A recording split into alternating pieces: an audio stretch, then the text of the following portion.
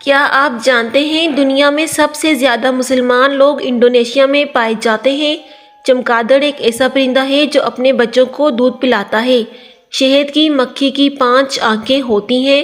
مینڈک اپنی گردن موڑ نہیں سکتا۔ وہ لوگ جو ناخن کھاتے ہیں ان کو کورونا وائرس سے متاثر ہونے کا زیادہ خطرہ ہو سکتا ہے کیونکہ ناخنوں کے اندر بہت زیادہ جراثیم ہوتے ہیں۔ اگر کوئی اپنے ناخن کھاتا ہے تو اسے ایسا کرنے سے منع کریں۔ کیا آپ جانتے ہیں کہ آپ کی کھانسی سے نکلنے والے جراثیم 2 میٹر تک سفر کرتے ہیں؟ ناشتہ سے قبل ورزش کرنے سے آپ جسم میں 100% زیادہ کیلوریز جلا سکتے ہیں۔ مچھلی کا تیل آپ کی نظر کو تیز کرتا ہے۔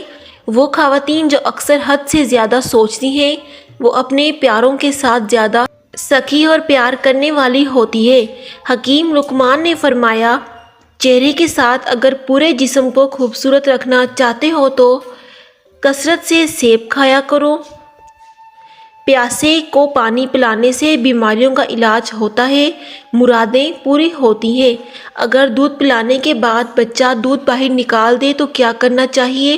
نمبر 1، اپنے بچے کو اس وقت دودھ پلائیں جب وہ بھوک کے ابتدائی اشارے دے، جیسے ہونٹوں کو چاٹنا، منہ کھولنا یا ہاتھ منہ میں ڈالنا۔ نمبر 2، اس بات کو یقینی بنائیں کہ دودھ پلاتے وقت نپل دودھ سے بھرا ہوا ہو۔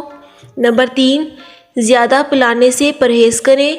جب بچہ پیٹ بھر جانے کا اشارہ دے تو دودھ پلانا بند کر دیں۔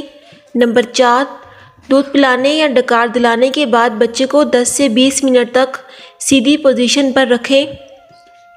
آپ اسے یا تو گود میں پکڑ لیں یا تو گود میں بٹھا لیں۔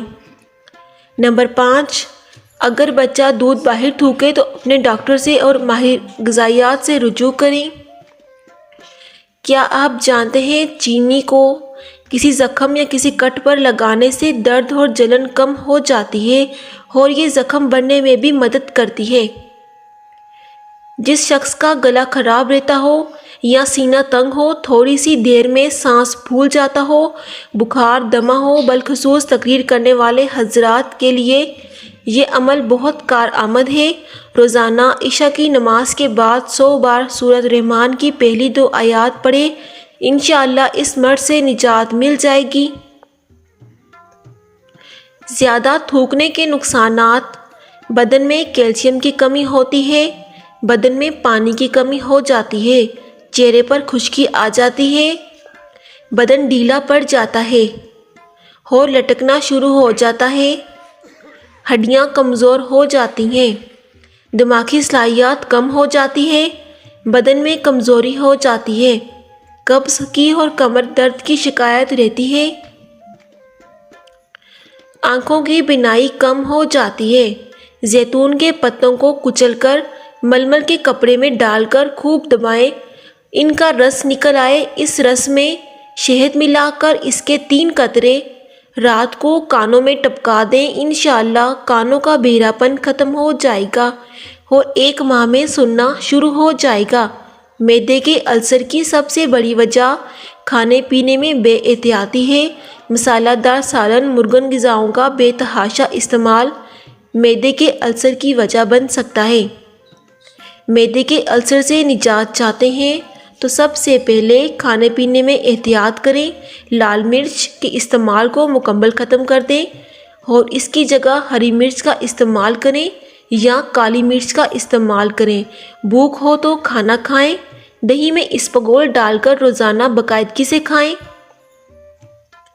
ہرے پتے والی سبزیاں، تازہ پھل اور ان کا جوس کثرت سے استعمال کریں۔ دودھ کو ٹھنڈا کر کے اس میں پانی شامل کر کے روزانہ اس کا استعمال کریں۔ شوگر کی وجہ سے اکثر لوگوں کی جلد پر زخم بھی ہو جاتے ہیں، ان کو چاہیے کہ مالٹے کے چھلکوں کا پیسٹ پانی یا دودھ میں مکس کر کے زخم پر لگا دیں، اس سے نشان بھی کم ہو جائیں گے اور جلد بھی صاف ہو جائے گی۔